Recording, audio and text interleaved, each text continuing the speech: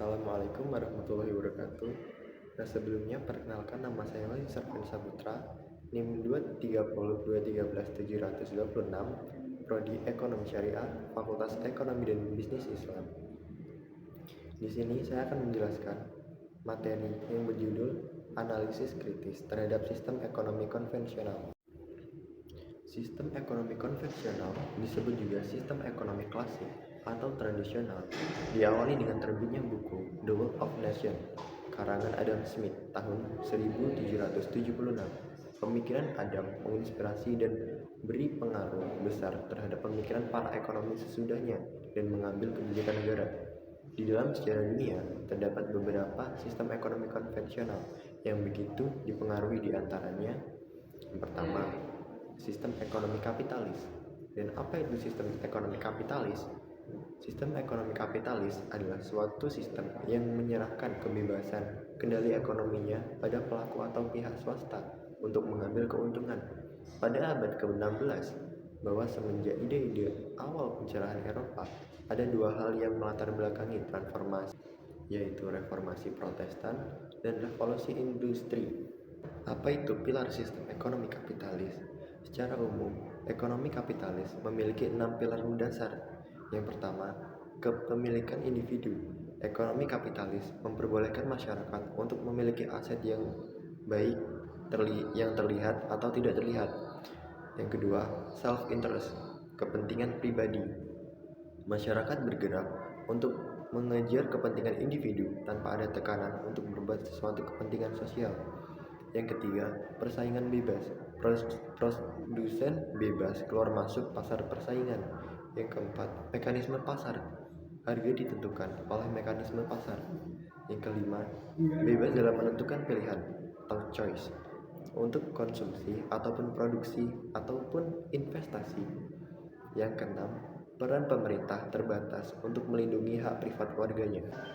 Selanjutnya adalah kritik terhadap sistem ekonomi kapitalis. Kritik yang akan disampaikan menyangkut pandangan tentang dasar-dasar sistem ekonomi kapitalis, antara lain mencakup yang pertama, kritik terhadap kelangkaan sebagai problematika ekonomi. Pandangan sistem kapitalis yang menyamakan antara pengertian kebutuhan atau need dengan keinginan want adalah tidak tepat dan tidak sesuai dengan fakta. Keinginan manusia memang tidak terbatas dan cenderung untuk terus bertambah dari waktu ke waktu, sementara kebutuhan manusia terdiri dari kebutuhan pokok dan kebutuhan yang sifatnya pelengkap, yaitu kebutuhan sekunder dan tersier. Yang kedua, kritik terhadap konsep nilai atau value. Pandangan para ahli ekonomi kapitalis yang menyatakan bahwa nilai guna atau value in use suatu barang dan jasa sangat tergantung dengan masing-masing individu dan bersifat sangat subjektif, telah membawa konsekuensi bahwa sistem ekonomi kapitalis menganggap nilai barang dan jasa sebagai sesuatu yang nisbi atau relatif, bukan hakiki. Selanjutnya adalah kritik harga dan perannya dalam produksi, konsumsi, dan distribusi. Pendapat ahli ekonomi kapitalis yang menyatakan bahwa hargalah satu-satunya yang mendorong laju produksi suatu negara. Naiknya harga-harga di pasar barang akan mendorong para produsen untuk menawarkan lebih banyak produknya. Untuk itu, produsen perlu meningkatkan produksinya.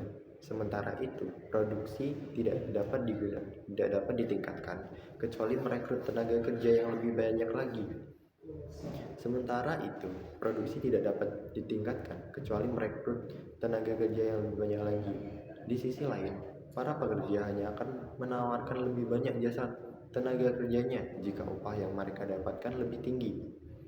Oleh karena itu, menurut para ahli ekonomi kapitalis, yang mendorong manusia untuk mencurahkan jerih payahnya untuk berproduksi adalah imbalan yang bersifat materi atau harga. Selanjutnya adalah pandangan Islam terhadap ekonomi kapitalis. Islam memandang masalah ekonomi tidak dari sudut pandang kapitalis yang memberikan kebebasan serta hak pemilikan kepada individu dan menggalakkan usaha secara perorangan. Tetapi Islam membenarkan sikap mementingkan diri sendiri tanpa membiarkannya merusak masyarakat.